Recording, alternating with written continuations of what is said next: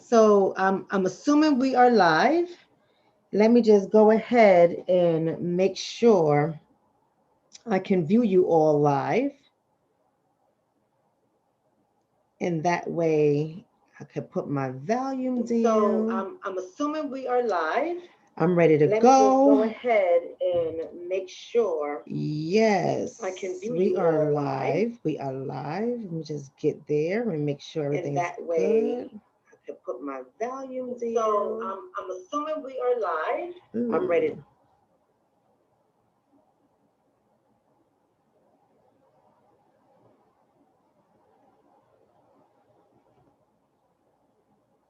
Okay, I think I got it right.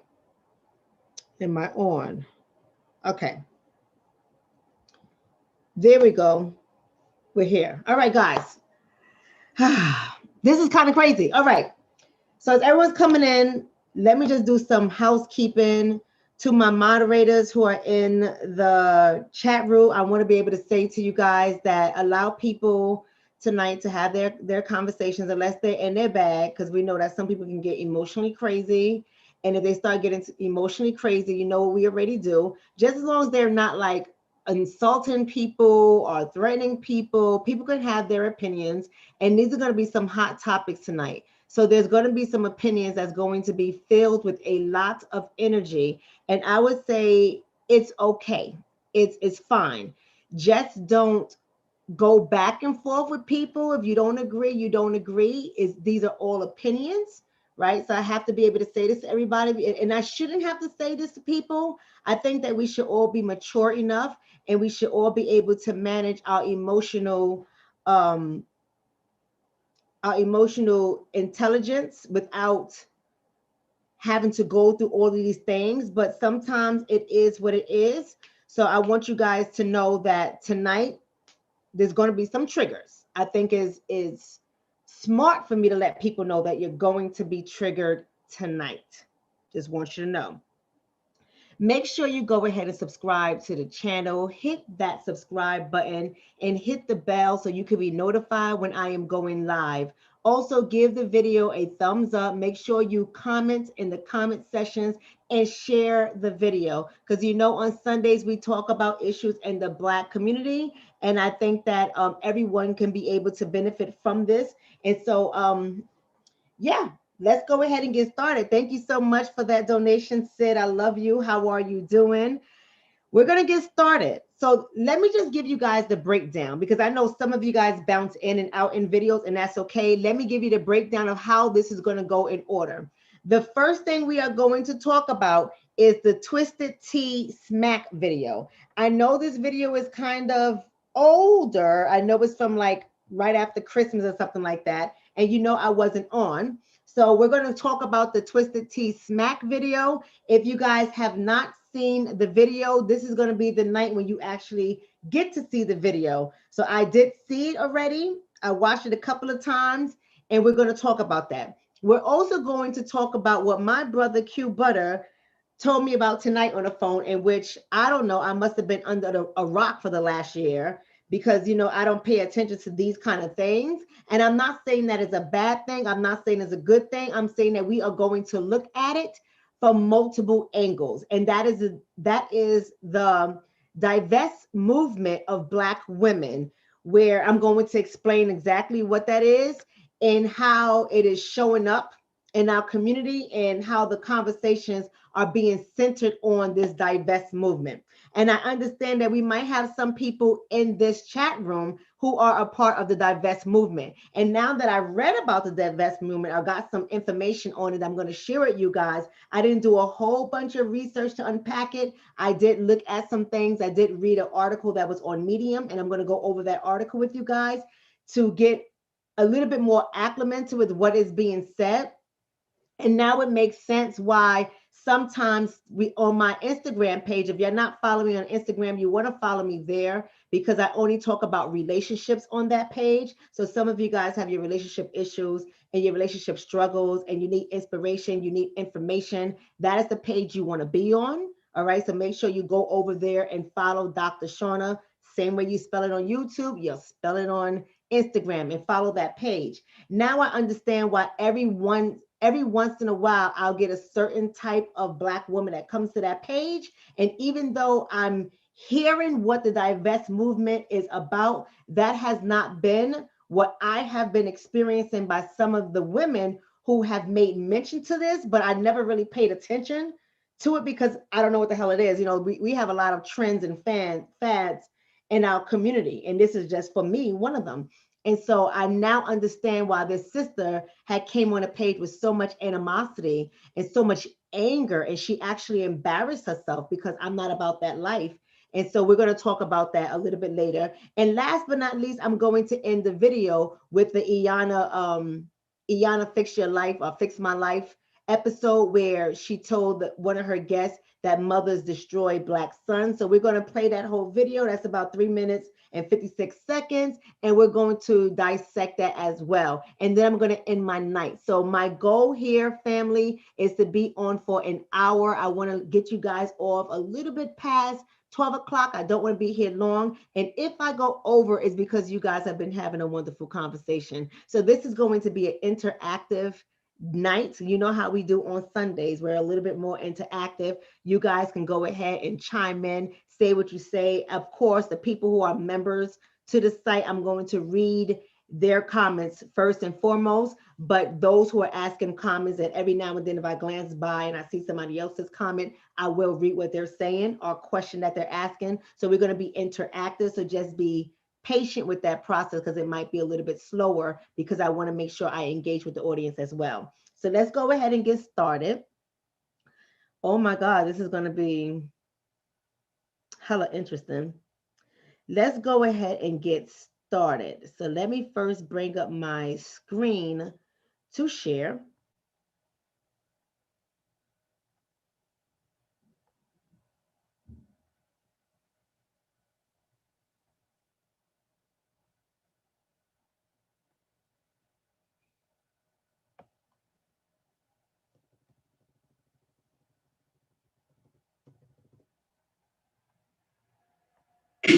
Where you from, nigga? Where you from? Where you from? Where the fuck you from, nigga? You from here? Get the fuck out of here, you a clown, nigga. Oh God, you a clown, nigga. You from here? You a clown. What, you gonna smack me with that? Smack me. Smack me! Smack me, nigga. Come on, yeah. Drop it. Yeah, you got yours, buddy. Call me another fucking nigga. I don't give a fuck. Hey, man, you learn this lesson, man. Ain't no reason to be. Call me another nigga. Ain't no reason to find him out. Call me another fucking nigga. Okay.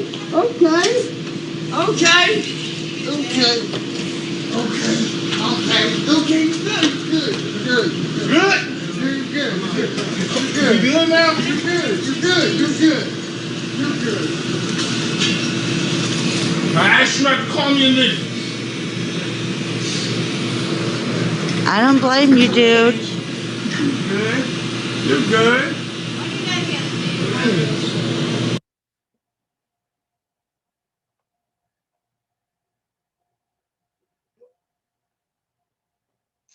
Do we need to watch that one more time or did we get it? Do we need to watch that one more time or do we get it? Because listen, family, listen.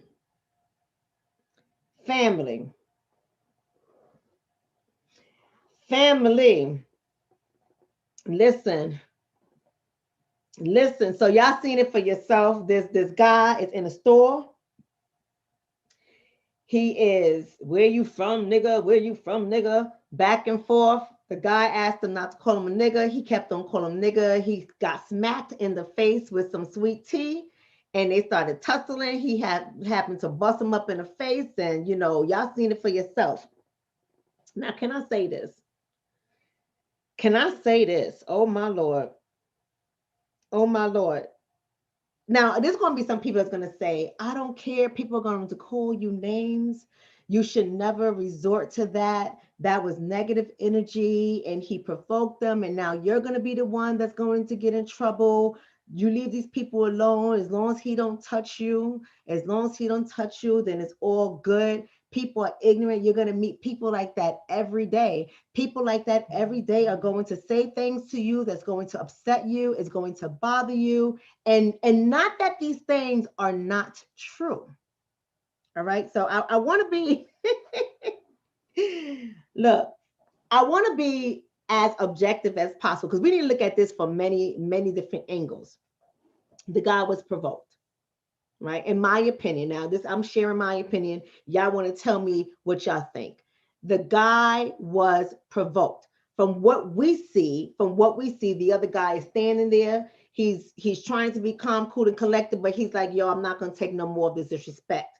And at first, when I first saw it, I didn't know that the other guy, well, you know, anybody can be black nowadays. You know, we're not even going to have the black conversation tonight because y'all already know how I say black is a flat term. Anybody can be black at nowadays. You know, people don't even have to grow up in their black culture. They got a little bit of melanin in their skin. They saying themselves are black and they counting as black. Hell, Rachel Dolezal is black, and that's a whole nother conversation, but everybody black nowadays. So I don't even know what the guy is or what he is not. I did not go ahead and unpack it and do no research like that, but let me tell you something. He was provoked, in my opinion.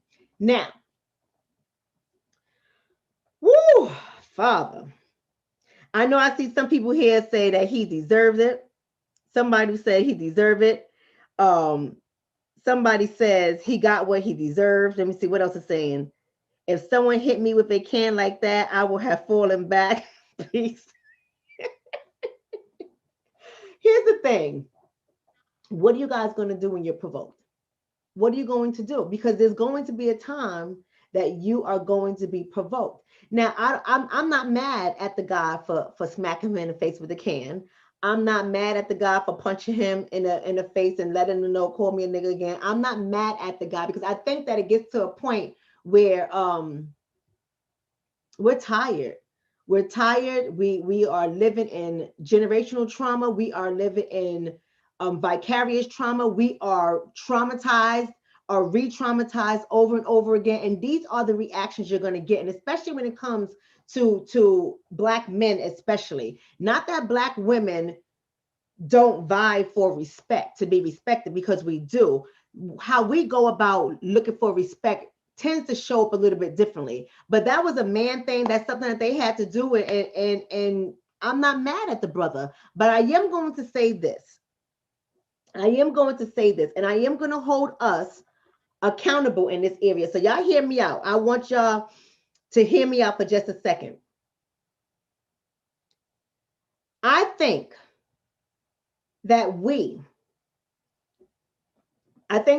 have made it a little bit too easy for people to use, people outside of our, I don't want to say our culture. I don't want to say our culture because that right there is not my culture.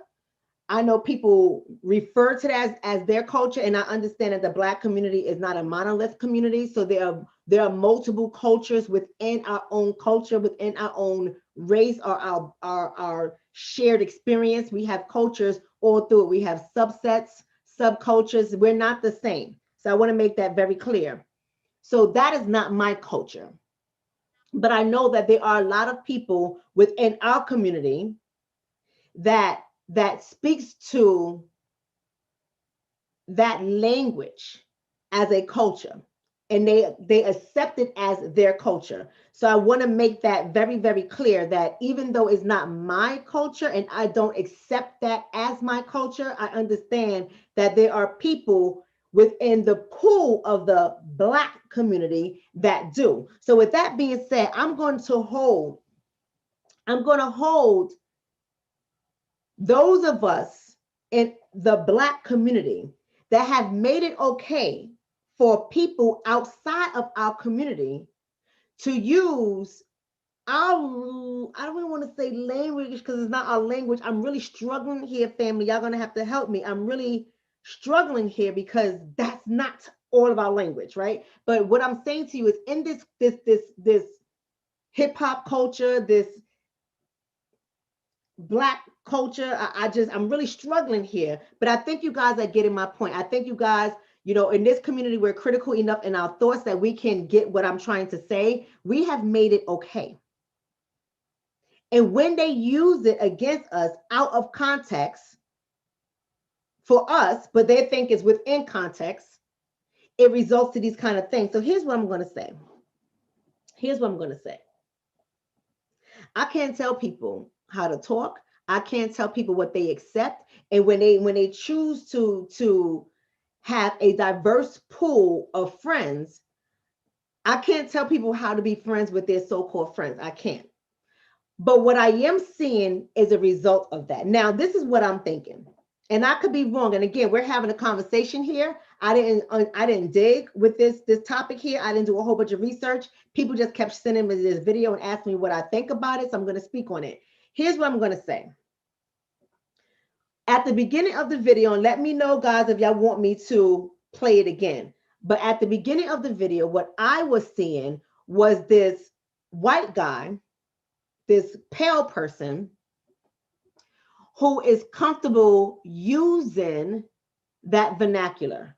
He's comfortable with that language. Like so many people in our community would say, "What's up, nigga? That's my nigga right there. These niggas is crazy. I'll smack a nigga. I'll do." You know, we're so comfortable with that.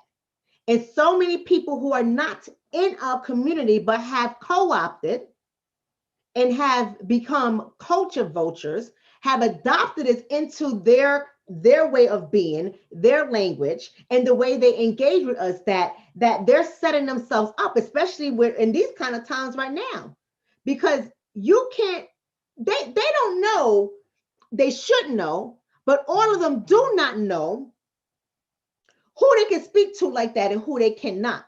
And I think that they're getting a little bit too comfortable because they're buying our music, they're hanging with us, or some of us, because you ain't hanging with me, but some of us, they're hanging out, they're being accepted. Our families are accepting them. And even though we don't accept all of their families, because half of them come from racist ass families, but that one little black sheep, you know, our families have accepted in, and we have made it very comfortable. And yes, I said, I am holding us to be accountable for this. And this is my opinion. I want to know what you guys say, but this is my opinion. I think we have made it too comfortable for them to just take on our vernacular, take on our language, our jargon, whatever you want to say, our terms of endearment. This is what I hear people say. It's not that I agree with this kind of descriptions of speaking to each other like that, but this is what I hear coming out of our so-called community. So when you are met with this, what do you do with it?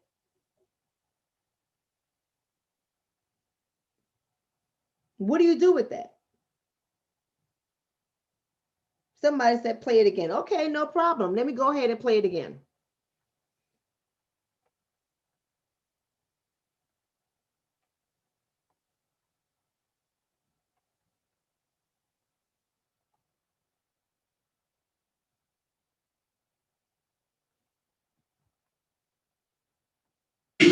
Where you from, nigga? Where you from? Where you from? Where the fuck you from, nigga? You from here? Get the fuck out of here, you a clown, nigga. Oh God, you a clown, nigga. You from here? You a clown. What, you gonna smack me with that? Smack me. Smack me. Smack me, nigga. Come on, yeah. Drop it. Yeah, you got yours, buddy. Call me another fucking nigga. I don't give a fuck. Hey, man, you learn this lesson, man. Ain't no reason to be. Call me another. Okay, I want to stop it there because as we see at the very beginning, the guy said, "Where you from, nigga?" Excuse my expression. You know, as in therapy, we're told to use the client's language. I am using the language of what I heard. So it is for educational purposes. So this is what it is. So if your ears are hurting, are you saying, Dr. Shonna, please don't say that? You need to calm down and relax and be able to sit in your emotions just for this, okay? But the guy said, Where you from, nigga?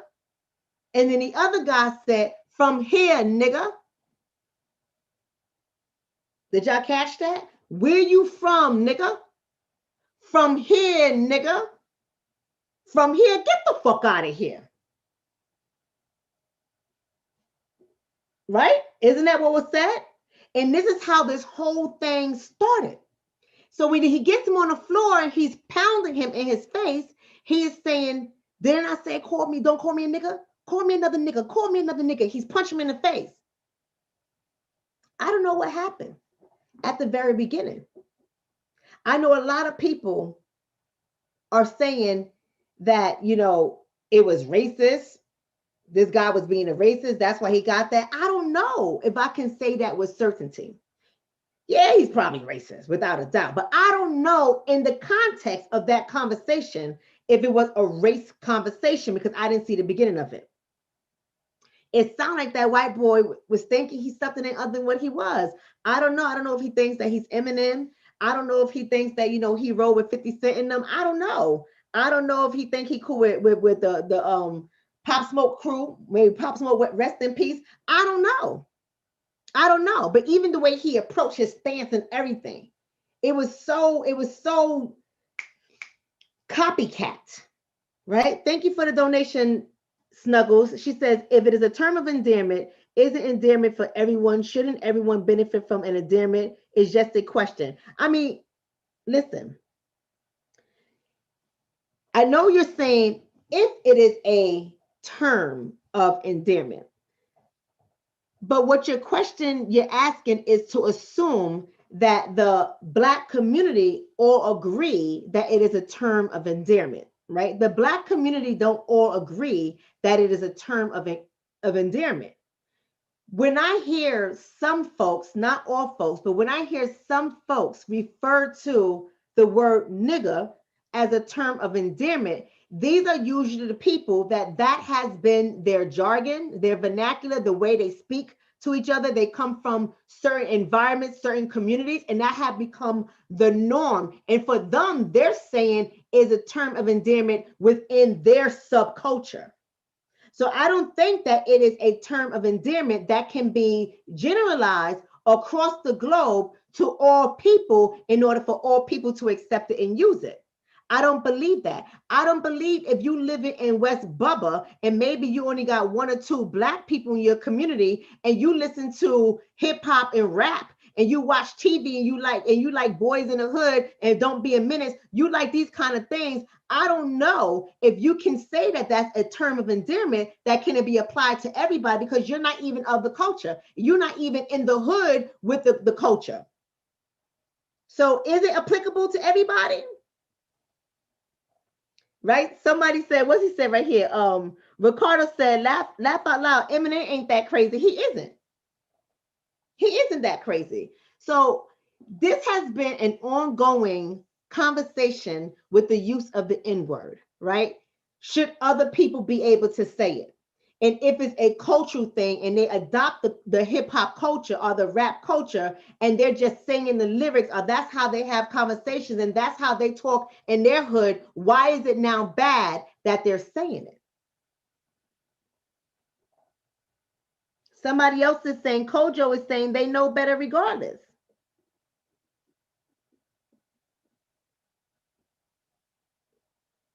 Somebody else is saying the word is not left out on the radio.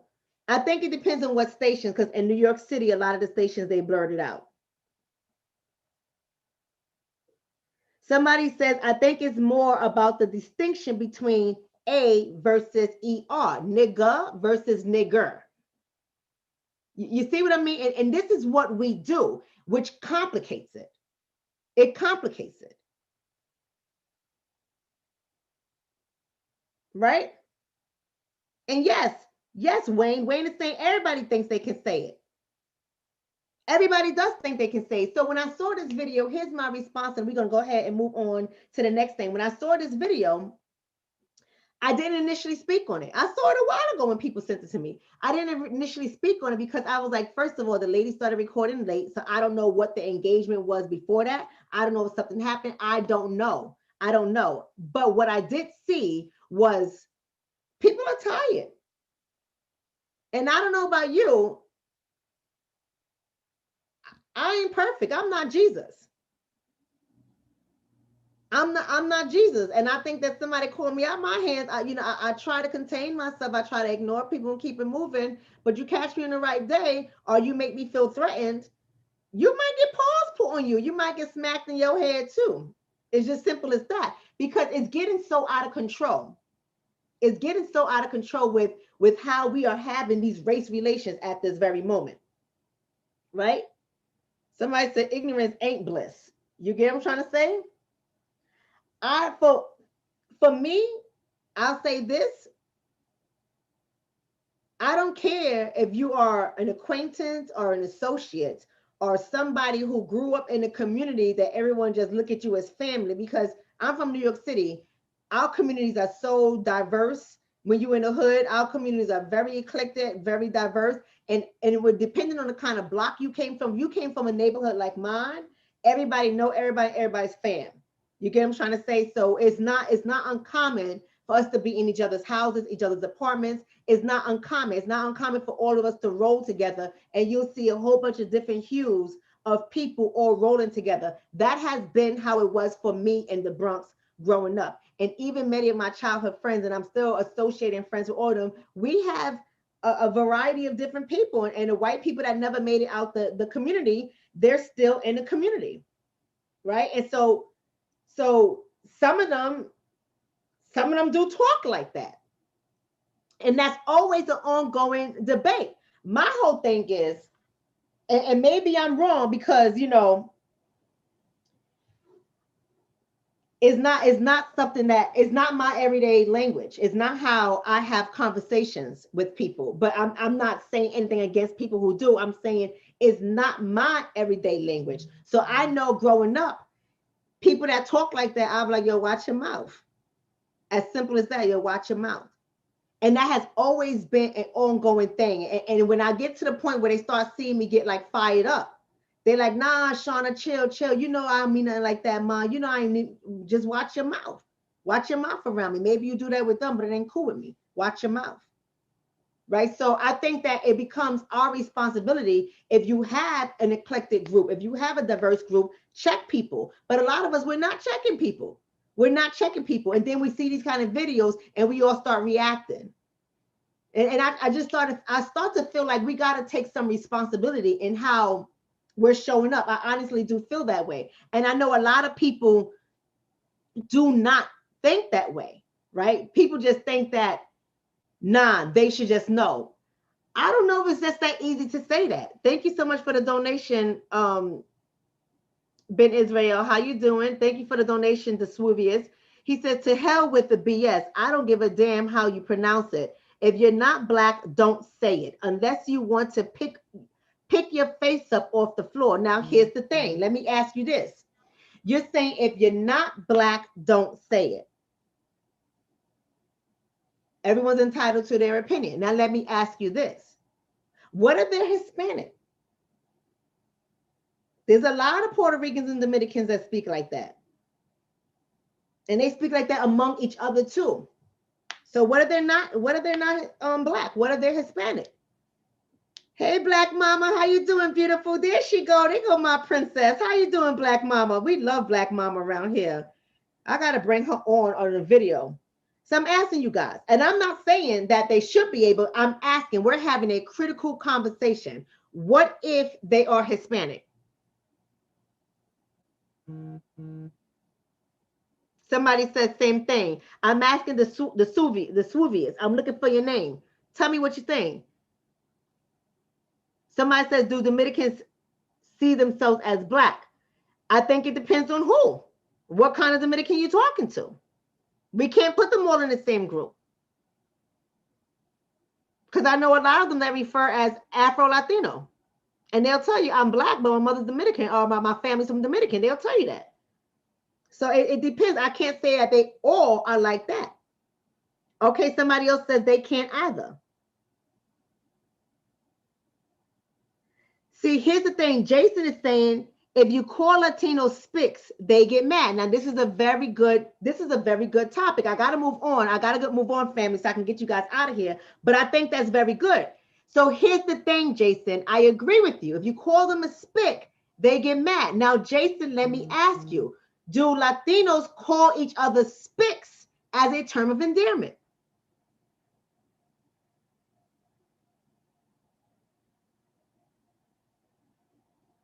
Here's what somebody else is saying. Can mixed people say it?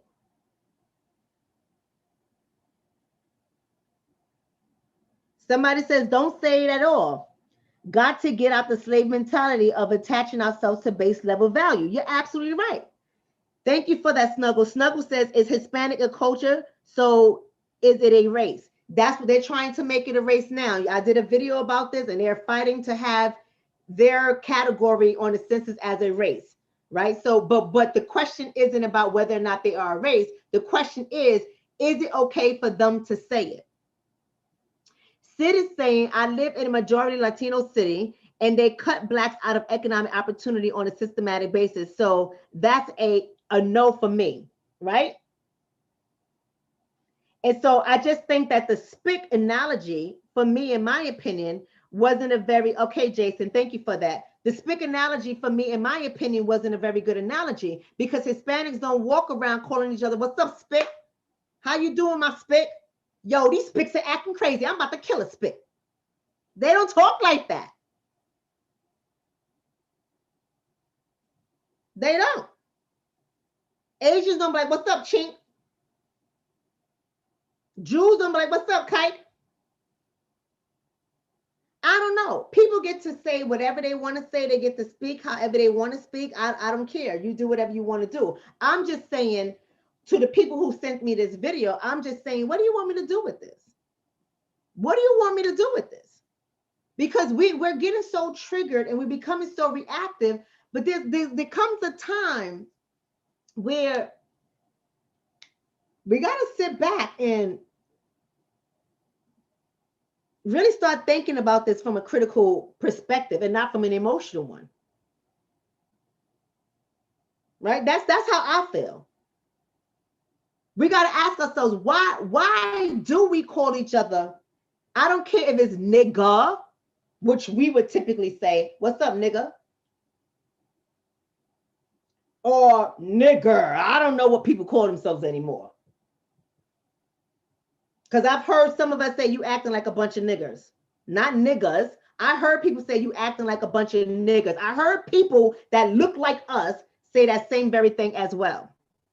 So again, why is it that we call ourselves or describe ourselves or criticize some of us with these language? Why is it that we do this? Why aren't Jews calling each other kikes or criticizing each other saying kikes? Why aren't Asians calling each other chinks? Why aren't Hispanics calling each other spics? Why aren't they doing that? Why are we doing it?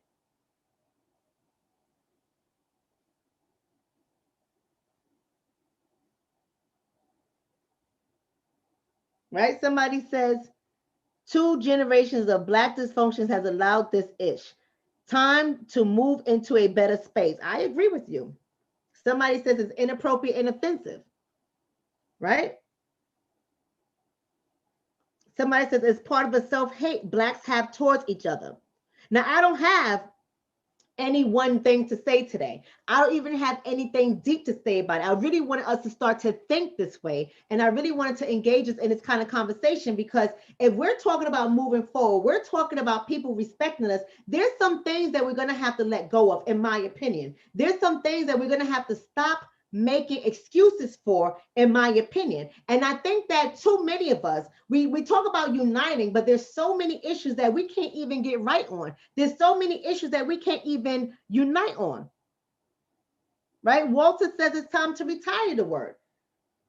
I agree. But will we do this collectively as a whole? Will we retire the word? This has been an ongoing debate for a very long time. And anytime somebody outside of us says it, we get mad. If somebody that's outside of us but lives in our culture says it, some of us defend them. And we're not consistent. We're not consistent. So these are the things that I'm watching. I'm saying, look at, We feel offended, we feel disrespected, but then you turn around and you use the same word. I'm from here, nigga. You say the same thing.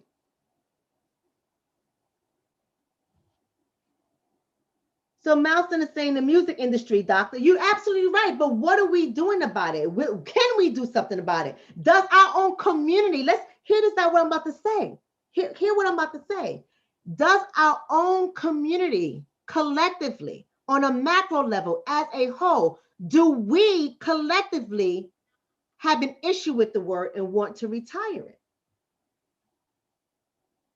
Snubbles is saying, is the message being conveyed that people are more emotional than logical? That's why these occurrences happen, or am I wrong with this thought? That's what I'm thinking right now, right? So I'm thinking two things, right? An emotion was evoked. I think the root of this guy's emotion was about respect. It's about respecting me, right? This is what I think. And then the second part of it is the word in itself. When you see it from somebody that doesn't look like you, is triggering. But listen to what I'm saying. This is why I say we got to start to think critically. We got to start to think critically, because it is triggering when we see it outside of our community, meaning somebody who is not a part of our community, somebody who's pale faced, or whether they're pale faced or they could be Hispanic. We see it as, nah, it ain't going down like that. But at the same time, even when it comes from within our community, it is also seen as a threat. We're kind of confusing, don't you think? I want y'all to think about that for a second while I read the other comment. The Swivier said, we do it because we do it because they ethnic group in America. I guess no other ethnic group in America have been oppressed and conditioned to the degree that we have. MK Ultra, Project Monarch, etc. You're absolutely right.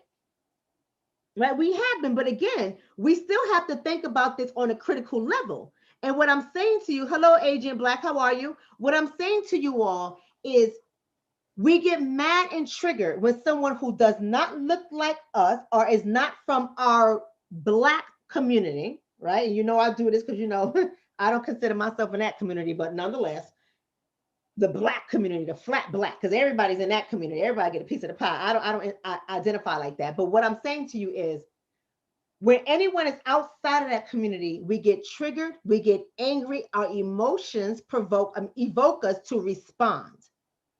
And even when it's said to us by somebody in our community, we still respond the same way. Am I wrong about this? Right? Am I wrong about this? I think we should retire the word.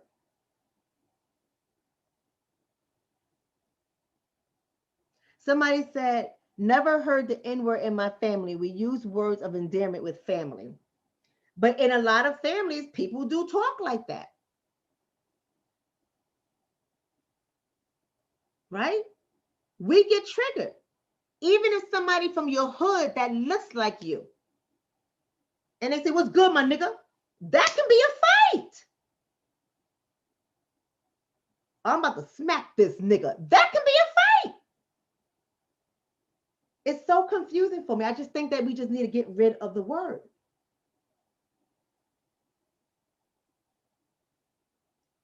It's a triggering word, period. Even if somebody who presents as though they're from a different class within our community, and they say stupid niggas, it's a fighting word. People get triggered.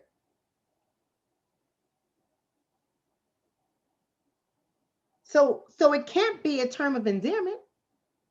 It absolutely cannot be a term of endearment. It cannot be something that we're all comfortable with and we're saying no big deal.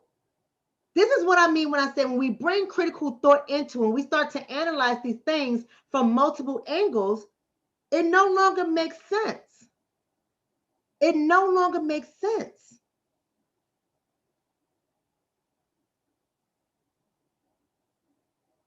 Right? We got to really start thinking that way. It's a word that's very triggering. And for many, even when you hear it in songs, and when somebody said nigga gonna die, who do you automatically think about? Who do you think about when they say nigga's gonna die? Or blast that nigga. Nigga. Like, who are you thinking about? What the stop and pause for a second. Stop and pause for just a second and think critically. When you even hear it descriptively inside of a song, what vision comes to mind? Who or what type of person do you envision when that word comes to mind?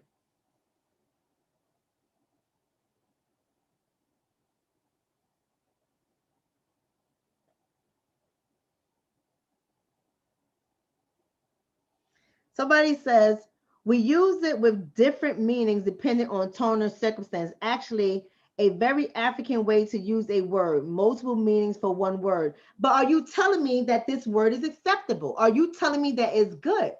Are you telling me the word makes you feel good? Are you telling me, Kojo, when you hear that word, it describes you? You feel connected to a community. And if you do, what community?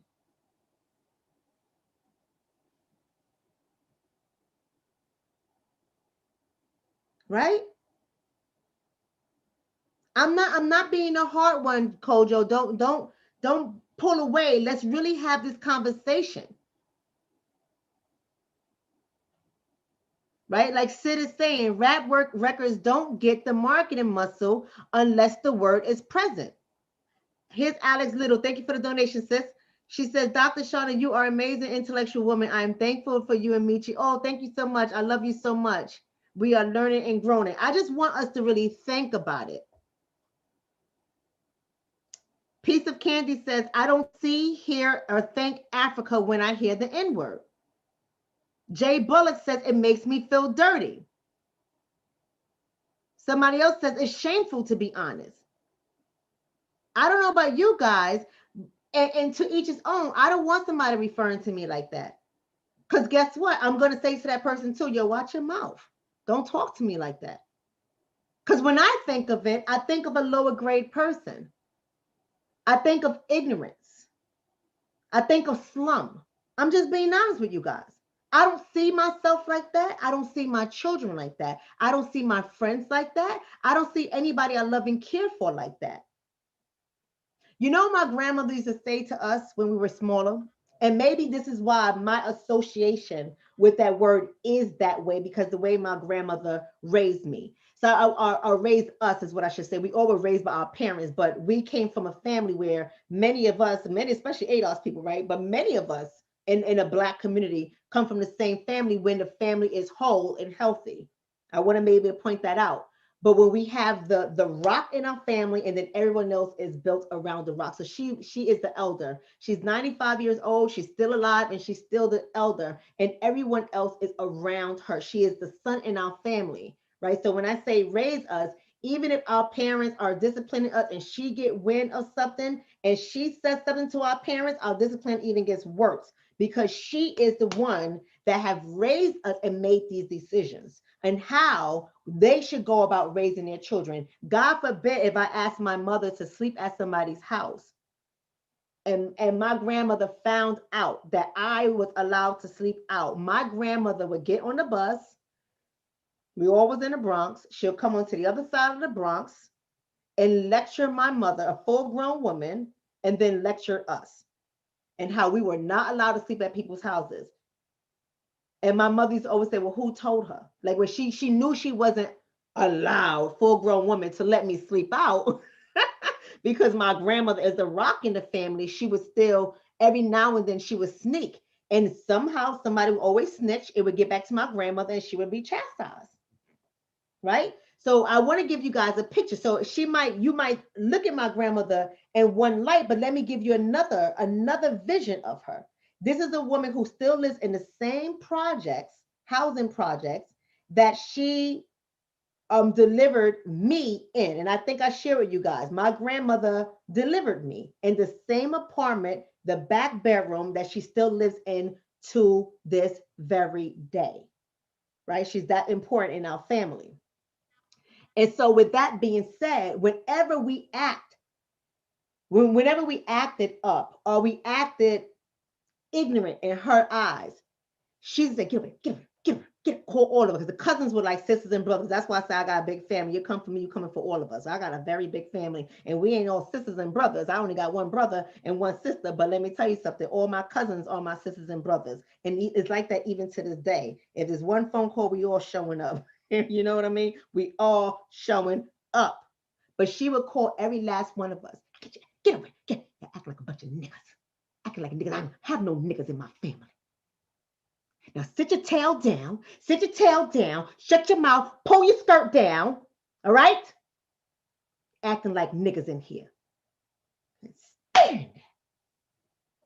You acting like how you want them to treat us. That's what she used to say. So my grandmother had us like that. So when I'm hearing this word used so freely, my ears have become numb to it. I'm accustomed to it now. I don't make a big thing out of it because I haven't learned to accept people, but as long as you don't turn it toward me, because my grandmother raised me to see me better than that. My mother never called us niggas. She never said, y'all little niggas, get your asses to bed. No one talked to us like that.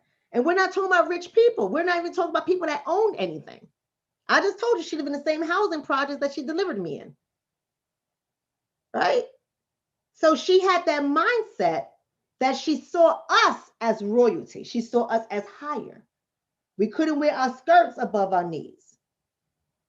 Right? The girls had to have braids in their hair, our pigtails. We couldn't get relaxers when we were little girls. We couldn't wear extensions. There was things that we couldn't do.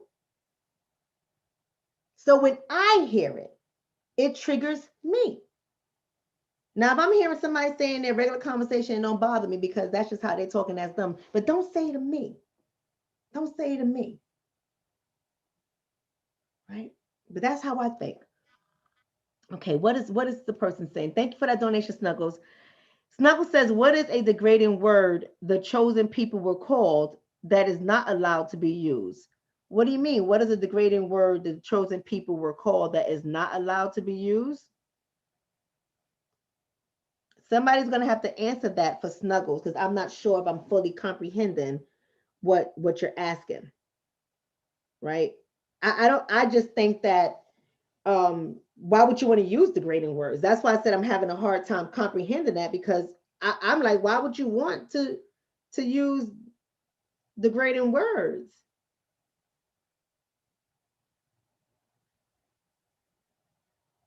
I don't know. I mean, I don't know. I don't know what to say. People get to say whatever they want to say. You all get to say whatever you want to say. I'm just giving you food for thoughts. I'm not trying to change your language. I'm not trying to change the way you speak. Keep it. I'm just saying for this video, it moved me to anger how it moved other people because that word is been around in our community and this argument has been old and has been played. And I think that nothing changes unless we change. That's just how I feel. We're always asking the world to change. Who's that famous person that says that? It's a real famous quote that says, we're always looking to everyone else to change. It doesn't change unless you change. And we're asking the world to change. We're asking people to stop using that word. We're asking people to stop calling us that word. And I just come from a critical thought process saying that, we're asking this, but no one is going to do it. We can smack people in the face with cans all day long. We can smack people all day long. I mean, a lot of us would be in jail, right? Some of us are going to smack the wrong people who got guns because not all of us carry, not all of us know how to shoot, not all of us have guns. We're going to smack the wrong person, and we're going to have bullets in our heads. I mean, a lot of things are going to go on. I just feel that the change has to come from us. Somebody said Michael Jackson, Man in the Mirror. That's not who I'm talking about, but he did say that. So let's go on to the next thing. Let me see if anyone's saying anything else that I have to talk about. Right? Anything else? Somebody said we used to use it as teasing, making fun of how white folks talk. And that's not how we're using it now, right? Right? That's all I have to say. It's just thought-provoking. Everything I'm doing today is thought-provoking. Let's go on to the next thing. So the next item that I want to share with you guys is going to require me to read it to you. Right? Give me a second so I can bring it up. And we're going to talk about divestment, this divestment movement. I know some of y'all know about this divestment movement. I didn't know about the divestment movement, but we're going to have a conversation about it today. I encountered some women that have claimed to be in this movement, and some of them are quite toxic, in my opinion, and very angry. So some of the stuff that they talk about, I'm like, yeah, but you guys are very angry. But nonetheless, another conversation. So here it is. Divestment, a movement for Black women. This article is from the Medium, and it was written on August 6, 2020 by someone named Shay Capri.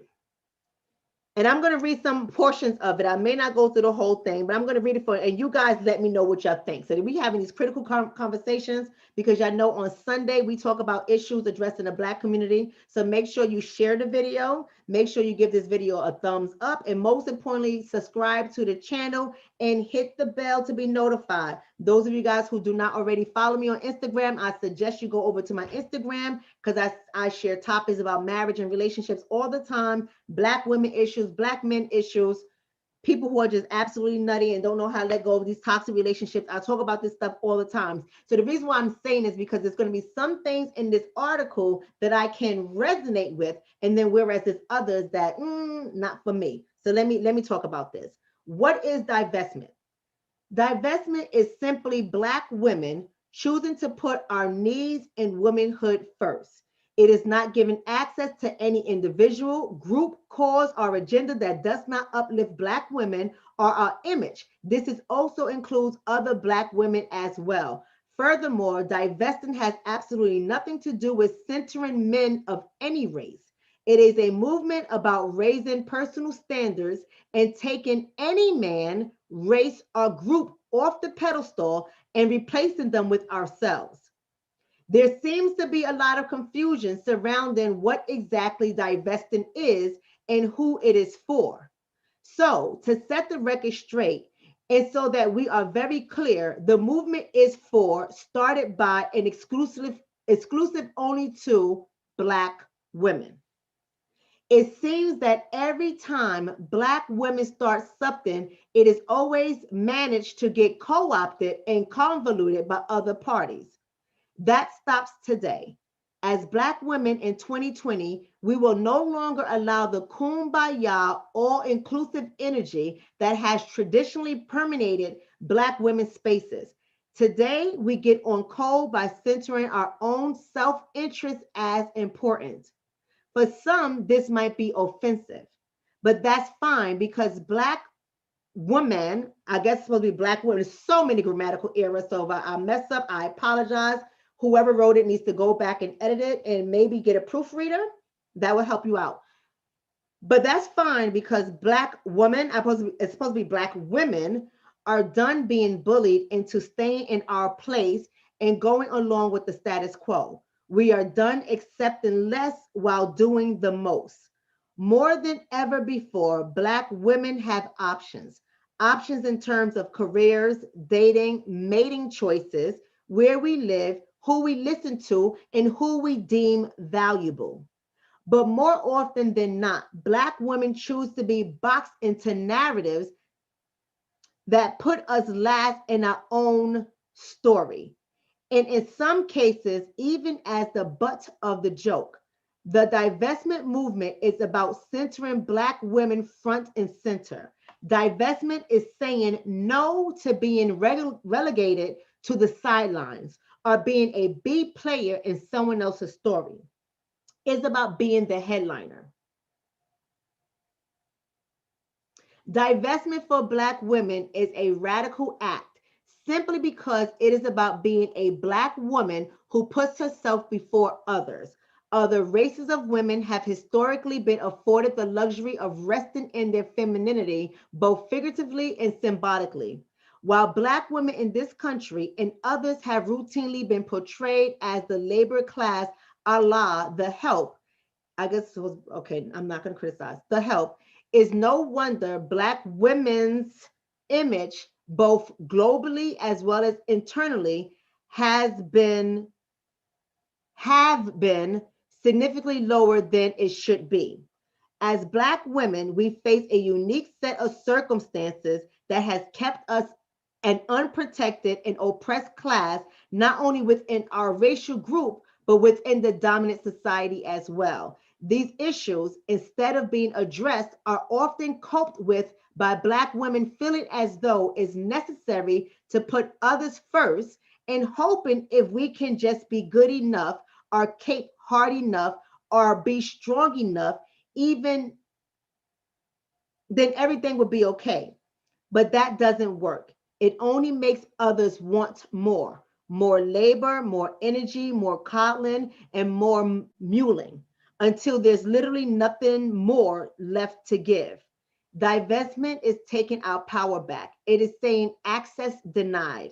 If it doesn't uplift Black women, we divest. If it doesn't support Black women, we divest. If it doesn't honor the image of Black women, we divest. This also means, but is not limited to, pulling support from TV shows, movies, actors, rappers, singers, songs, podcasts, social media, men, women, or children that disparages Black women or girls in any way. This pulling of support also includes any and all activism that doesn't center Black women's issues, including but not limited to feminism, immigration, transgenders' rights, men's rights, and SJW, for any and every cause that doesn't center Black women. Unfortunately, our labor has been used, abused, and not reciprocated for too long. Therefore, if it is not about Black women, we divest. Divesting is also about exclusive upliftment of our image as a mono-racial Black women. Divested women simply don't have the capacity to promote the image of other races of women over our own when we are being erased within our own race. I want you to listen to all of this. Listen to everything, right? We will no longer sit back and allow this erasure without being vocal and withdrawing support from this practice. Being a divested woman is being a woman that's not afraid to compete to be on top. That's why it's called racist. That's not why it's called racist, but okay.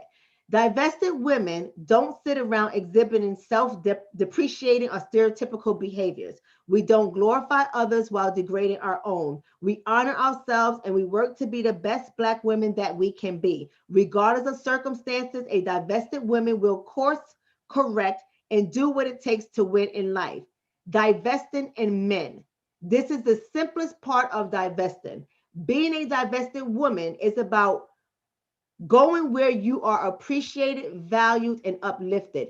Any man that can honor you and cherish you is the man that can get a chance. When it comes to dating, a big part of it is your own self-worth, perceived value in the sexual marketplace.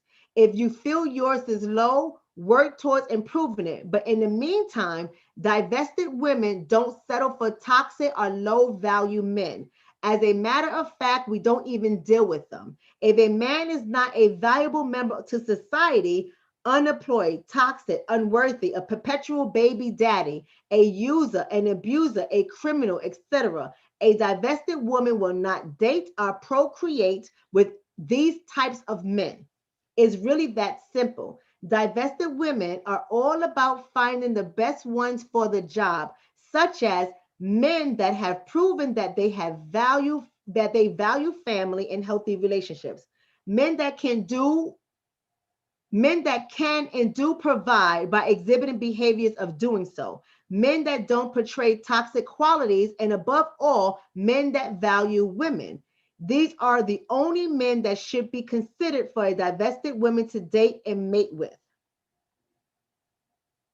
The focus and primary mission for divested Black women is to have a happy and healthy life by getting away from and not supporting toxic people, media, and environments. that actively work to damage our quality of life as Black women. If that means moving to a different neighborhood, changing the type of men you date, or even cutting off toxic family members, whatever it takes to prioritize yourself first as a Black woman, it is what it is encouraged to do in order to be a truly divested woman. Let me stop right there. That is the whole article.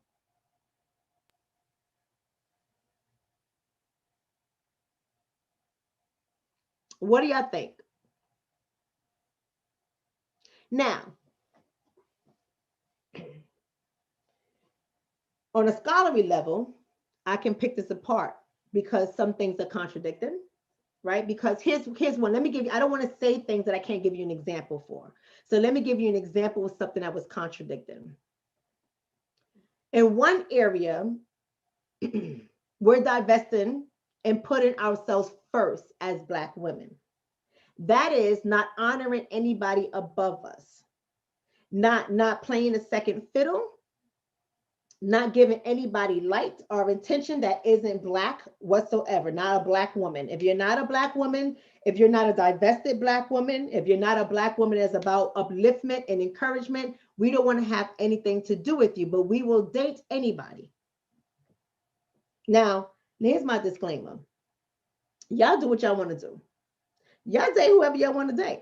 Ain't none of my business what goes on your sheet. But I am going to challenge your thoughts. I am going to challenge your thoughts.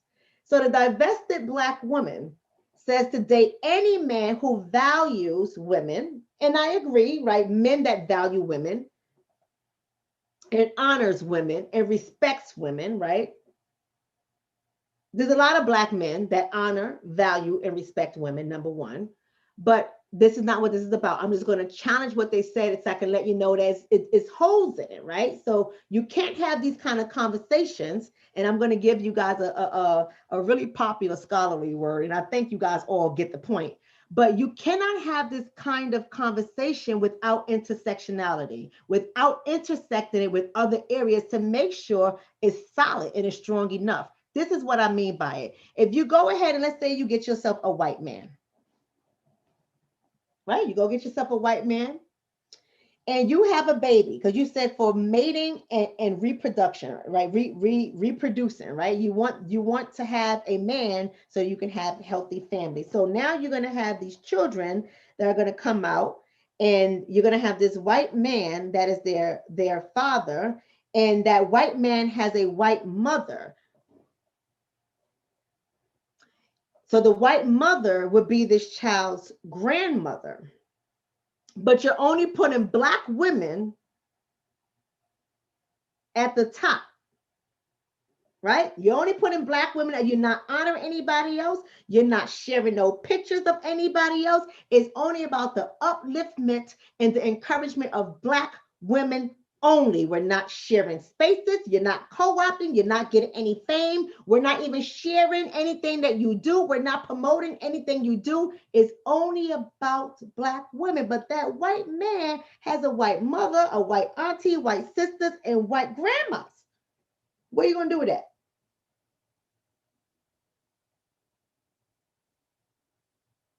What are you going to do with that? Because to take a picture of your Black baby in the white mama's arms and you in the picture with your white mother-in-law and your white husband, you are promoting somebody above Black women. Because you said you divested for all women that are not Black women. That's what the article said.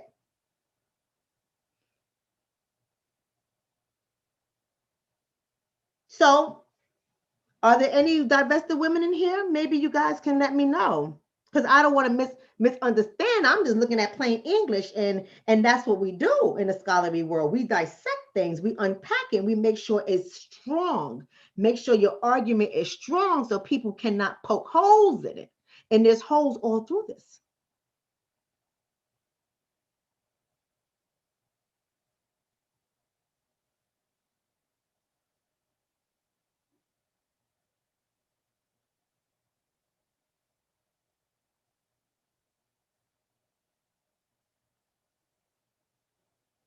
I'm waiting to see if any divesting women come on, so the divested women can let me know what that means, and I'm not being funny.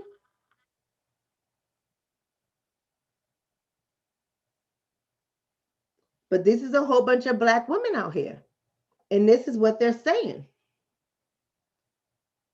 I just don't know how you're gonna integrate your family with white men and not expect to share the spotlight in space with white women. Who do you think is going to be at your wedding? And do you think he's going to leave his white mama for your Black behind? I mean, I'm just curious.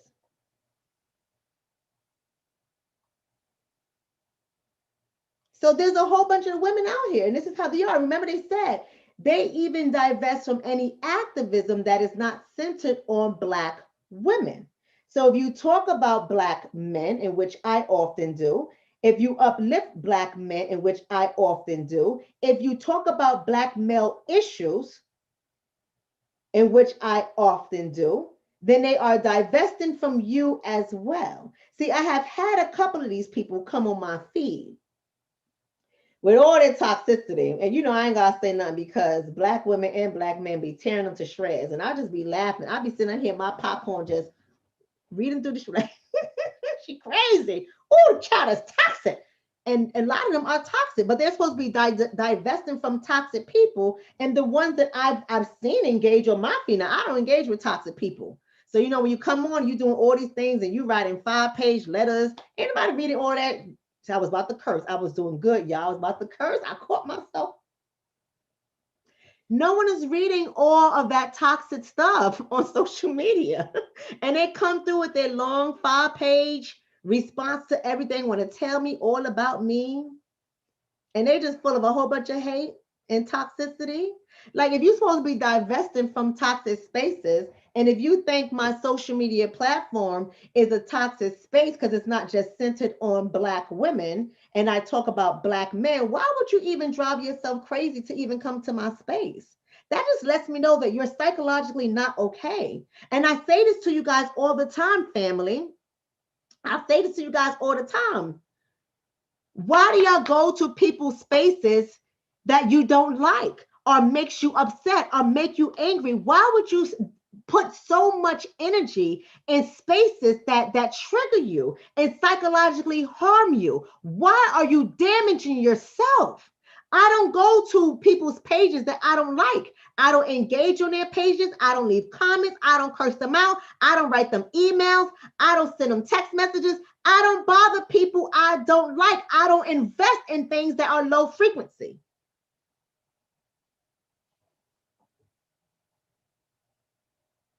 Yes, somebody said they really think they make sense. Thank you for that, Sid. Sister Shonna, did you see the photo of the lady with the one eye that I sent to you? No, I haven't looked at it yet, Sid. ISO says, course, doc, let it, oh, curse, doc, let it out. You want me to curse? It might slip. It might slip, right? But I just think that there's something, in my opinion, psychologically wrong here, right? And it's coming from a place of trauma. It's coming from a place of hurt. It's coming from depression. See, depression in Black women shows up a lot differently than other women. It shows up like anger. It shows up like anger. Now, I'm not going to say that there aren't things that they say that I agree with, because there are things that are being said that I totally agree with. If you're not about uplifting women, I don't want to mess with you. And if y'all been with me and been paying attention, I don't get involved in certain things. I don't say certain things. I don't go back and forth. I don't entertain gossip. I don't do any of that stuff, because anything that's going to bring down my psychological mood, I cannot afford to let that happen, because I have children to live for. And anything that psychologically upsets you or impairs you, it causes stress, and stress causes cortisol. And why do you think there's so many Black women walking around with large midsection? That is cortisol. That's cortisol that has not gone out your body. It is the stress hormone. So I do not entertain anything that brings me stress. I don't entertain anything that's going to raise my blood pressure or get me angry. I do not do it. So anybody that has this much energy, I always say, oh, something is wrong with you, baby. You toxic in and of itself. Not that they're always saying things that I do agree with. You do have to get away from toxic people, but I'm saying that a lot of them that I have come across are toxic people. Just saying. AC says the best way to show you're pro-black is to create more black babies. Well, see, that's the thing, AC. I agree with you, but they're not saying that they're pro-black because they're saying to procreate with any man as long as he respect and honor you. He can have one eye, right, and no money, but be honorable, respectful. No, I'm just joking. I'm not saying that they're saying all of that, but I'm just saying, in essence, they said any man, so they're not pro-black. And that's the irony. That's the part where, like I said, your argument has to be tight enough that big holes cannot be poked in it. Any argument can have holes poked in it. But when you can really just like if that was a paper that was submitted to me, it would be returned. And I would say you have to think harder. You have to support what you're saying. This is a bad paper. It doesn't make sense. We can poke too many holes in it. It would never pass. It's a bad argument. It's a very bad argument. But that's why I tell everyone, be critical in your thoughts. Here's the Swoovies is saying, one thing I noticed with engaging with divesting Black women, they have an issue with an accountability. The Black man is horrible and terrifying, but the women have done nothing wrong. Yeah, a lot of them do have a lot of issues, and a lot of them are very toxic, and a lot of them carry their own generational traumas into their relationships. And when I see this happen, and I see the way they converse with Black men and how they converse with other Black women who support Black men, you could just see the anger. And with that being said, you're right. They do not take accountability. They do not. They do not want you to tell them about how they're showing up. They talk about all these failed relationships, but have it ever dawned on you that maybe you contributed to it? Maybe you weren't the easiest person to deal with. Maybe you got so much pain and trauma that you have to work with. Now, will we have some positive Black women that are uplifting? Absolutely. Do I think it's anything wrong for a Black woman to go for a quality Black man? Absolutely not. Do I think it's anything wrong for a Black woman to have standards with the type of man she has a child with? Absolutely not. I talked about this yesterday. We absolutely have to have standards. We have to stop entertaining jokers and bums. We absolutely do have to stop entertaining those kind of men. We should not have babies with those kind of men. But let me tell you something. There's a lot of women, divested women with that attitude. You got to remember, if you're saying all this stuff about Black men and you got Black sons, that takes me to my final topic for tonight. If you got Black sons, how's that looking for you? How is that transferring into your Black son? And then wouldn't that Black son then grow up not to honor the Black woman? I'm not saying all of them will, because I'm not saying all divested Black women are the same. But what if you have a son?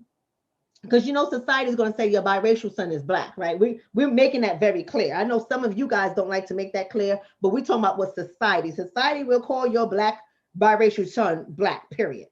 Now you have your biracial son with your white husband, and your biracial son is going to pick up on all your animosity toward Black men, and he might go for a white woman or an Asian woman or a Hispanic woman. He might go for one of these women, but if you don't put any of those women above Black women, isn't he putting those women above Black women? We got to think critically, people. We just got to think logical. That's all I want to say. I want y'all to really think about that.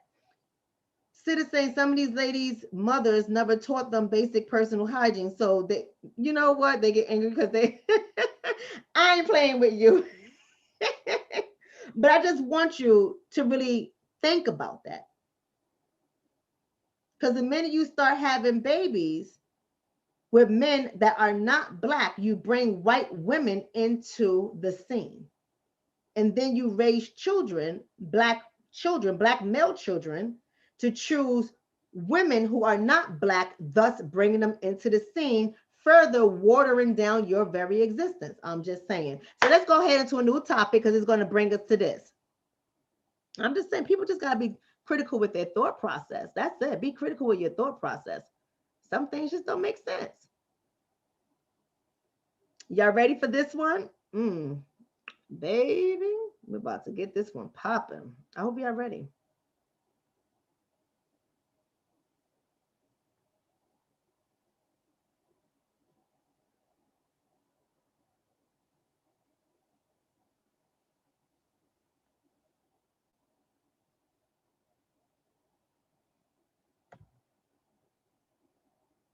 I have only known this young man 24 hours, and there's no way in the world, just reading his space, that I know he's going to allow a man to abuse a woman in his presence. She doesn't think about me that way. She doesn't. Well, because I then just you saw don't him need to playing be basketball and going on dates together. So what? And Mind your business. You say that you don't see the man that your son is. So I'm asking you, since this is not a demonstration of a man, you need to tell me what man you're using to measure him with. Which one?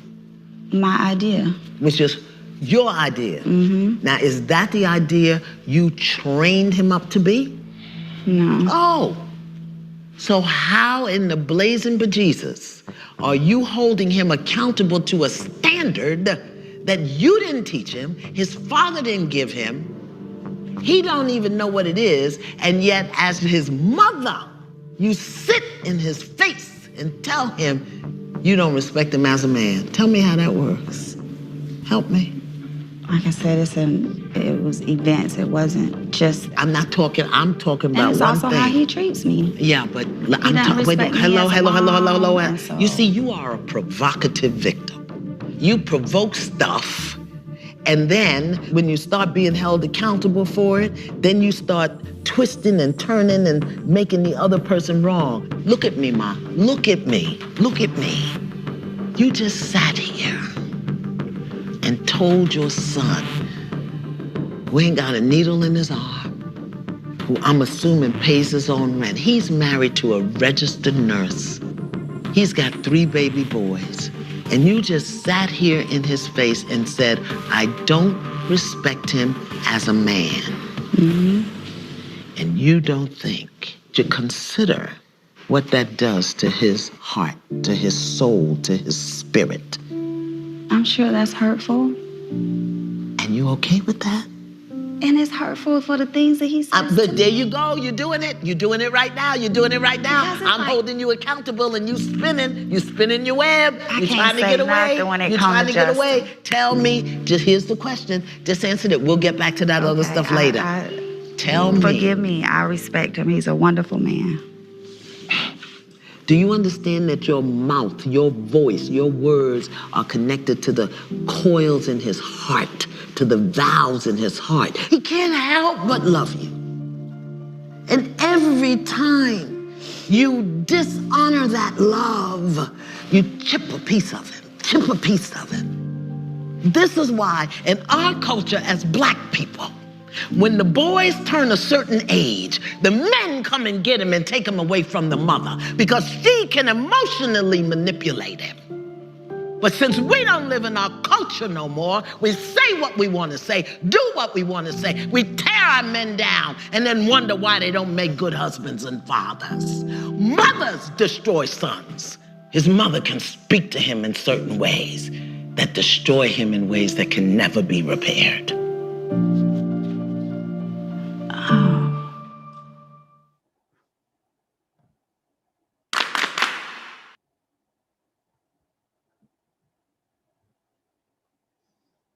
Oh, baby, fix your life. Fix your life. What y'all think? What y'all think, family? Woo, 5. Now I'll say this. This is not a whether you like Iyanla or not show, right? I have some personal issues with her from time to time. But this is not what that is. I'm not going to make that into that. I just want to look at this clip. I want to just look at this clip. And I want to see what you guys are saying. What do you think about this? We just had this conversation. We was talking about the divestment group, right? And we was talking about not all, we're not saying all of the women, we're saying some, right? We're not saying all, because nothing is ever all. But this is an example. What do you do with that? We talk, we're disappointed in our Black men, but what do you do with that? What do you do with that? You're raising Black boys. We got to take accountability. What do you do with that?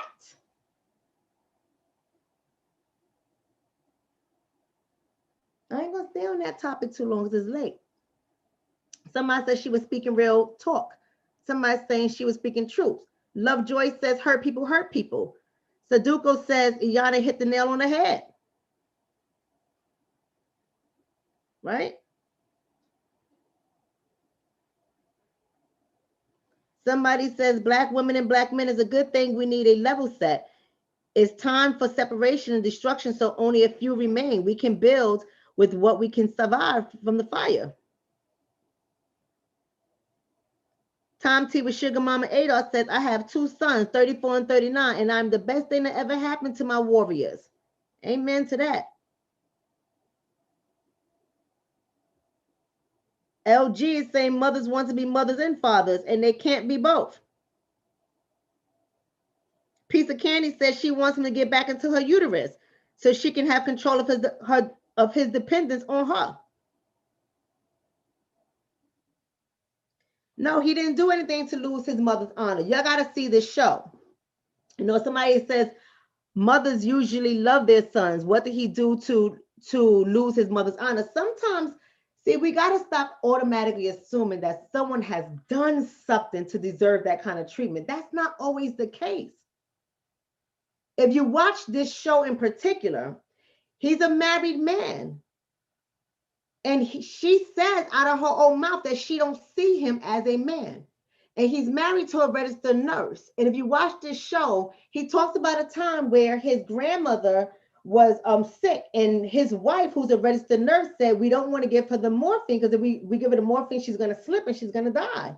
And his mother wanted to fight her and got irate and had said to him that he was choosing her over his mama. And why is he listening to her? You're going to think that that's best for our grandmother? And the mother and her family decided to do what they wanted to do anyway and gave the grandmother the morphine and she died.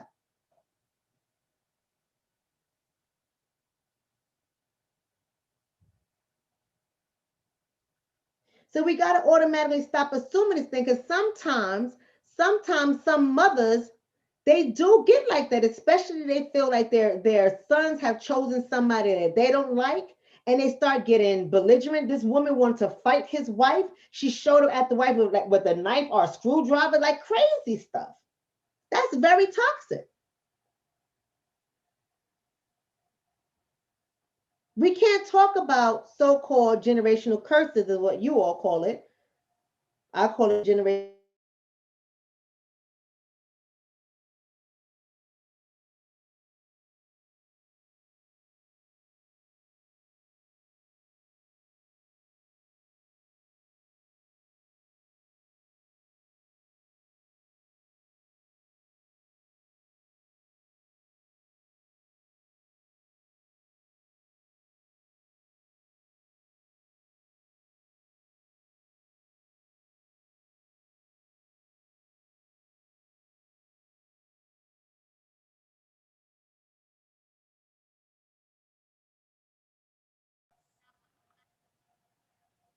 Ooh, I don't know what happened. I went out. Am I back?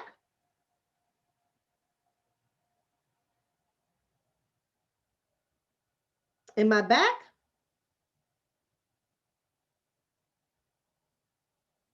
Am I back, guys?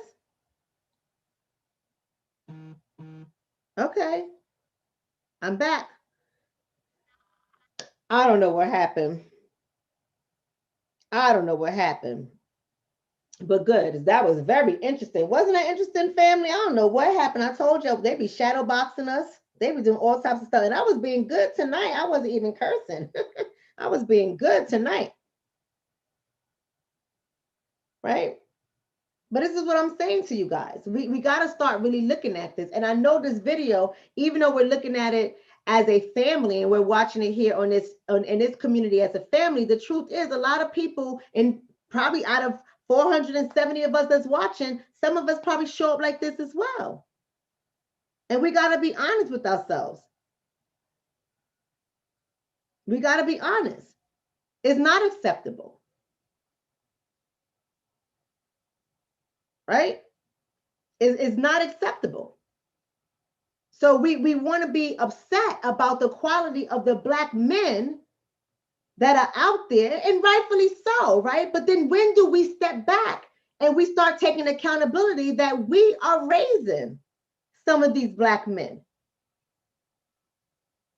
And our mothers have raised some of our brothers who are showing up like the very Black men we don't like. We always want to point the fingers. The first finger you got to point to is yourself, and you got to look at your own family tree.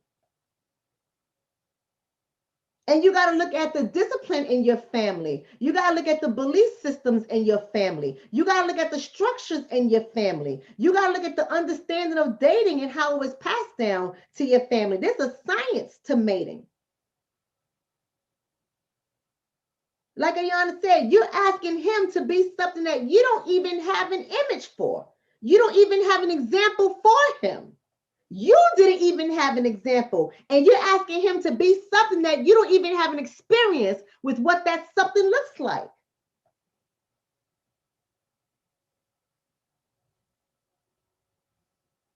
So we got to really start thinking about this kind of stuff.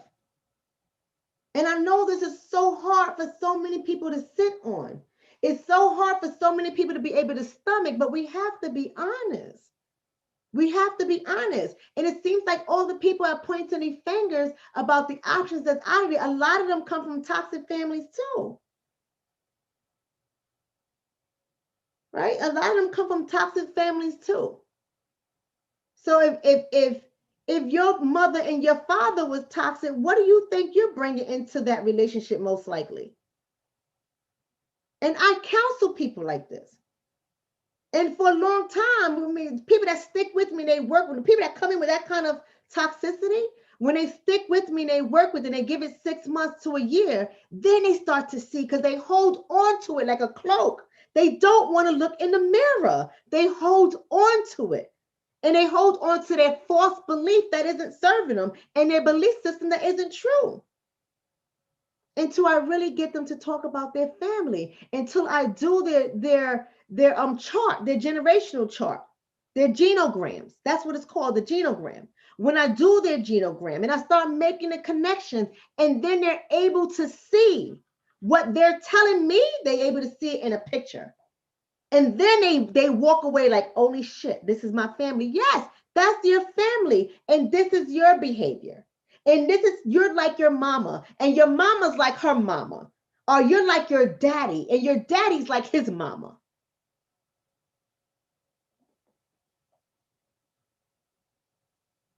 We always talk about these bad men. We always talk about these bad men that aren't available. I never had that experience. I never had that experience. I don't entertain men that are low quality. So I guess I can't sit down and feel so upset and feel angry about the options, because I never had that experience. Right? So you got to really think about that. My husband he just worked so much and was not connected, but we wanted, and we still don't want for nothing. I still got my lifestyle, and he still does his damn thing. I don't argue with that man. I don't fight with that man. I could send him a text message right now and be like, your son needs a North Face. Go buy it. He'll go buy it. Show up with shit. On top of everything that he gives me. I don't have those issues. I don't have those problems. My problems were something different. Wasn't that? So I don't have the animosity. I don't have the anger. I don't have any of that stuff, right? Never did. The women in my family, we don't have those problems. Christmas, they do their Christmas stuff at their houses and everybody's there and all families are blended together. Now, it doesn't mean that people don't have struggles in their relationships. Everyone has problems and struggles in their relationships. You're going to experience that. But the toxicity that people speak about, why are you choosing those men? And then they say, well, there's no other man around. I rebuke that. That's not true. What circle are you hanging in? Like I said, this is going to be a thought-provoking and an emotional triggering show. We got to really sit back and we got to really start thinking about these things. We got to think about who we are attracting. If you're attracting toxic men, what is it about you that's attracting this energy force to you? We're all energy. We're all energy. So what is it about you that you're attracting this negative energy to you? You should be repelled by negative energy. I mean, negative energy shouldn't even think twice to even look at you, because you should carry yourself with a certain decorum, a certain energy. You should present a certain way that they even know that you are out of their league. So I don't understand it. I mean, I understand it because I work with a lot of these women, right? So I understand it. But it's so hard to get people to see it from a different perspective. You got to be gentle because it's really hard to look at yourself. It's really hard to look at yourself. So family, I love every last one of them. Somebody said you should do a whole show about attracting toxicity. That's the kind of stuff I do on Instagram. Y'all want me to come on YouTube and do that kind of show? What y'all think, family? I do that kind of stuff on Instagram. Somebody said, Divine Beauty says, in some environments, there are predominantly toxic mates to choose from. I rebuke that. See, because in 2021, or should I just say the 21st century, you don't have to stay in a certain environment. You don't have to stay there. You have to be willing to leave that environment. If you feel this toxicity around you, you have to leave it. So why would you say that's all you have to choose from? To choose from means there's no other options. There are 7 billion people in this world. There's always other options. And that's what I mean when I say it requires a mindset shift. We got to shift our thinking. We got to change the lens in which we're choosing to see the world or to see potential mates. I find too often that both men and women stay in relationships too long that are toxic because of their own fears and their own anxiety and their own attachment issues from childhood and their own abandonment issues for childhood. And they don't even realize that they wear these things as cloaks and safety nets. So they stay with what's familiar. And to get them to see something different, they're afraid. People have real fears and real anxieties of doing something different. You got to be able to get out. So I don't agree with that. You're talking to somebody who was born and raised in the Bronx.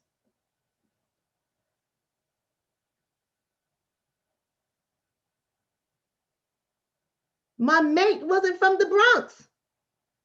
And I'm not saying that nobody in the Bronx is good. I'm not saying that. But I chose to change my environment. Some people don't even know.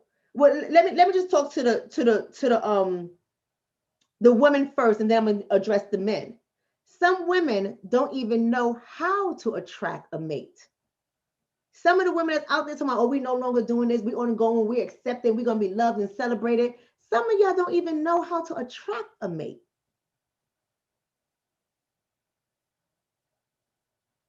There is certain coding There's a certain unspoken language that you must understand in order to attract a mate. Let me tell you something. I worked with, in the past, a client that was not part of the Black community. A client of color, but wasn't part of the Black community.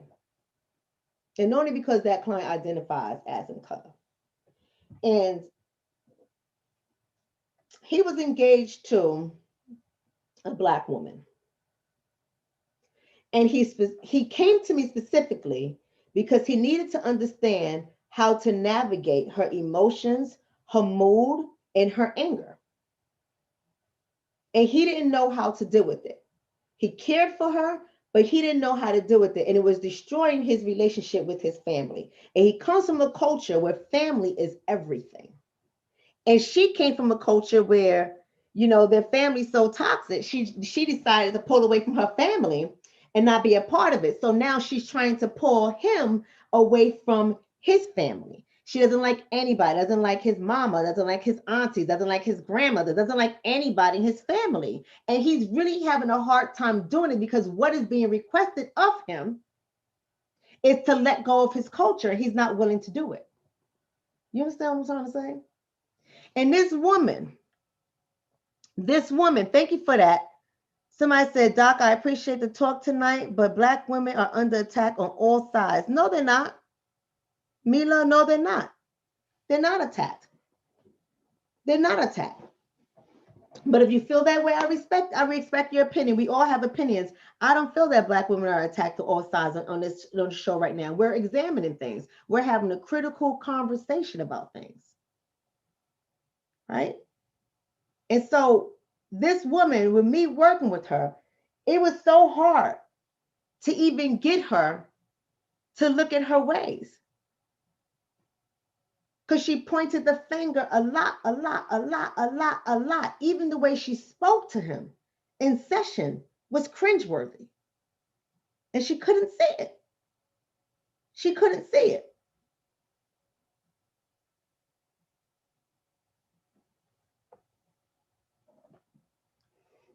Well, my child is not going to be a vegetarian.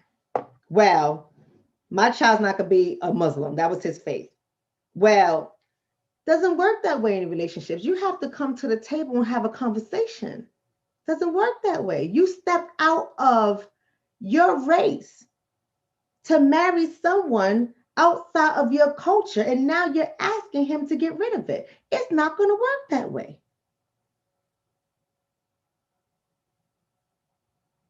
In the first resort, I don't see how this is going to work. What? Right? And what was it? It was so much to that family. I really can't go into it because it would be too identifying. So I really can't go into so much of her family background and her family dynamics and what was happening and what she was accustomed to and the role that her mother played and how her mother had a relationship with her father and who was the breadwinner in that family. There was so much. It was so packed. It was so packed. And she was trying to bring that in somebody else's culture and he wasn't going for it. Wasn't going for it. He was not giving up his family or his culture.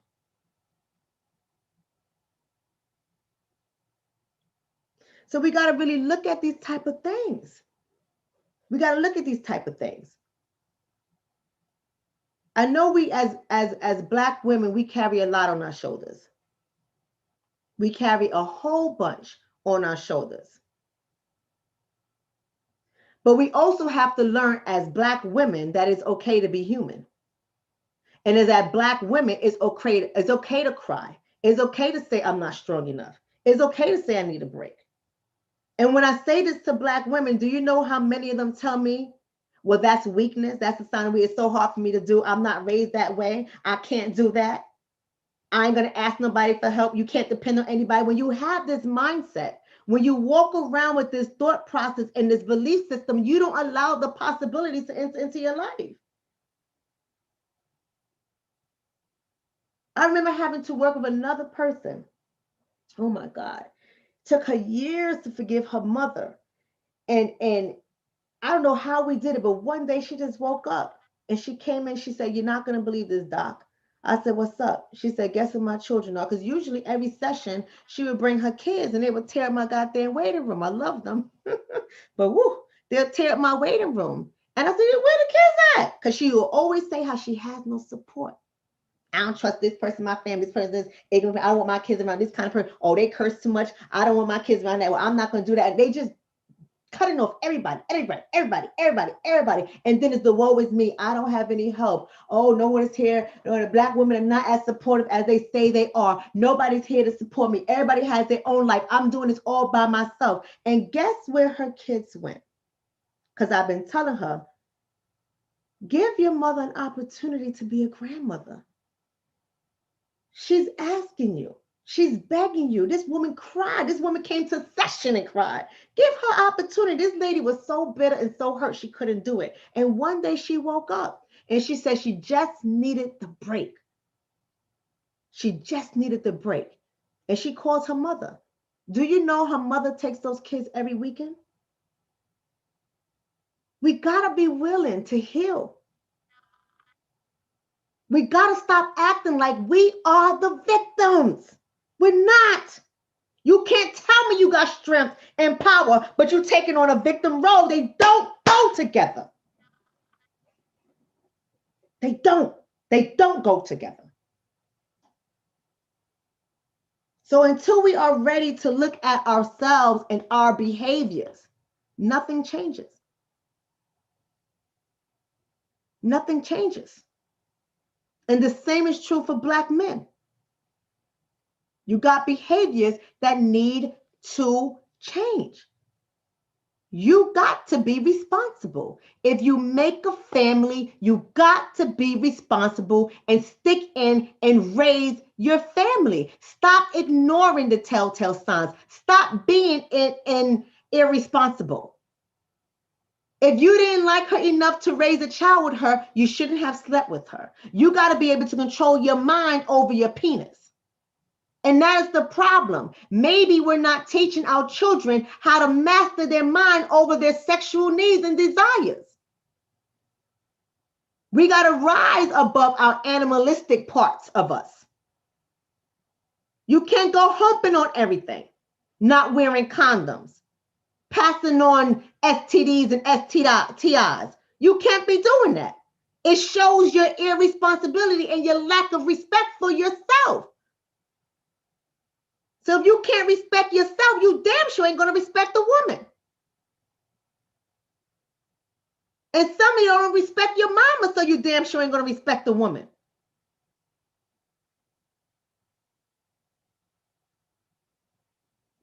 We always want respect. Men, respect. You don't even respect yourself. What you know about respect? Still living by the code of the streets, and you got a whole woman at home that you can't even see her value in her worth because you're so caught up on respect.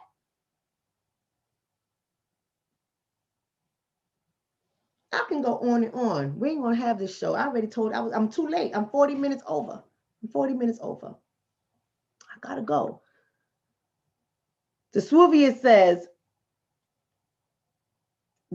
says, thank you for that donation, brother. He says, this Black woman versus Black man's crap gotta stop. One doesn't have it worse than the other. We're oppressed by the same system. Bottom line, us as individuals have to work to be the best versions of ourselves to build a strong community. We do, the Swuvius, and you can choose to build that with a Black woman who thinks like you. And that's the thing that we have to come to understand, that we can, like the conversation I started earlier about the N-word. We can't even get in agreement with that. Do you think we're going to get in agreement with this?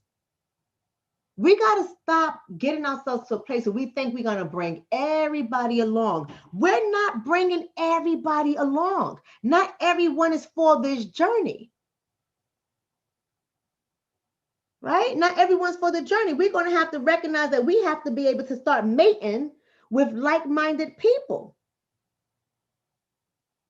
Because I don't know about you, Well, first of all, I can't have any more kids. But I don't know about you. I'm not mating with nobody who, listen, I already told you, baby, I ain't doing it. If I was looking to still have kids, I will not be doing. Bye. No, never. We gotta understand the science behind mating. I mean, I'm getting out of here. That's a whole nother conversation, y'all. Somebody said you trying to turn off the fire when you cook it. I am trying to turn off the fire because it's 1:00 in the morning. You know, I got patience to see tomorrow. But I'm just saying, we got to understand that listen. This is why I say to study more than just your own culture, right? You got to study different tribes in the motherland. You got to study different tribes in other countries. You know, you got to study more than just your own culture or whatever that is. Because people say culture, they'll be like, oh, well, our culture who? There's different tribes in Africa. That's a whole nother conversation, right? I mean, we got to really think critically. There's different tribes in Africa, and not all the tribes all operate the same way. We even start to see them like monolith, and they don't even see themselves as monolith. I have a client that said that he was half Nigerian and half something else, and they were both from the continent of Africa, 2 different countries. He said I'm mixed. I said mixed with what? I looked around like, well, you look like a dark chocolate berry to me. What you mixed with? And he said I'm maybe half Ghana, half from Ghana and half from Cote d'Ivoire, or whatever. He said he was half and half. So we all not the same. We all not the same. But what I'm saying to you is, we have to understand when it comes to mating, we have to study mating and to see how it works. Everyone's always talking about the Jewish communities, all this. They're not all the same either. The Hasidic Jews are different from Reform Jews. Reform Jews are different from Orthodox Jews, and they all have different ways of how they go about mating and structuring their community. And we have to understand that we might have to have those sects within our community because we all don't think the same way. We all don't share the same cultures, the same beliefs, and we have to accept that. And even though we're quick to say monolith, we're not a monolith. We're not a monolith. Too many of us push monolithic ideas. Oh, we all one. We just all got to come together. We are not all one. And we don't all share the same mating beliefs. Everyone has different beliefs and different concepts on mating, different beliefs and concepts on religion, on parenting, on money. We're not all the same. You got to know who you are compatible with.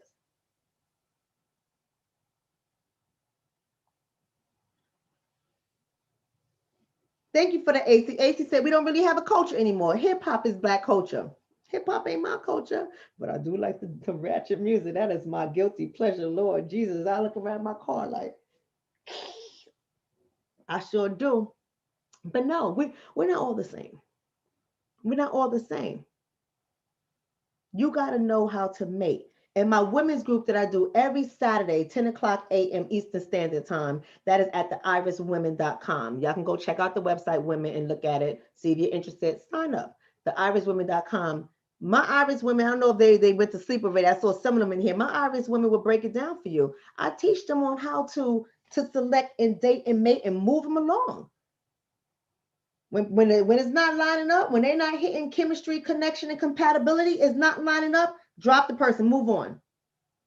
And you'll be surprised how many women don't want to let go.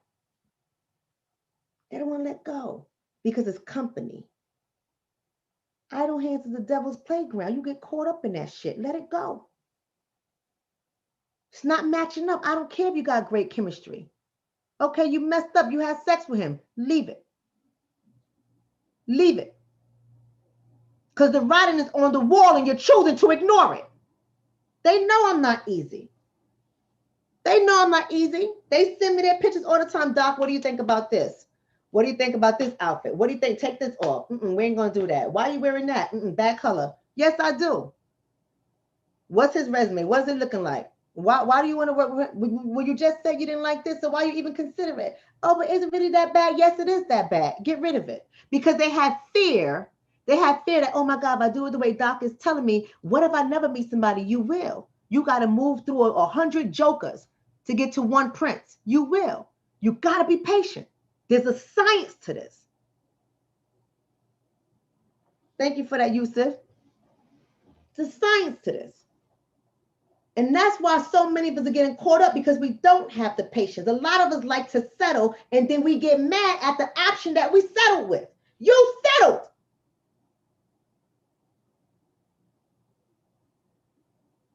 Man, look. Y'all want relationship stuff? Go to my Instagram page. Go ahead and follow me on Instagram. You'll get relationship stuff there. There's a science to this, baby. I can't be on here all night. Listen. I love every last one of y'all. I do. And I'm glad that today we came on and we was able to have some challenging conversations, and we was able to have some critical thought discussions, right? Kojo's saying, on the flip side, I know some women who say that the father is with the kids from 5 to 7 and is great with them, and though his financial contributions are minimum, childcare savings and nurturing the father. What works is people like that, and there's nothing wrong with it if that is who you are compatible with. I even have people tell me, well, Doc, do you think it's realistic to get somebody where you have all 3 C's, connection, chemistry, and compatibility? Yes, I do. See, your fear, your mind is convincing you otherwise. So you don't believe that you're worthy of all 3? That's the problem right there.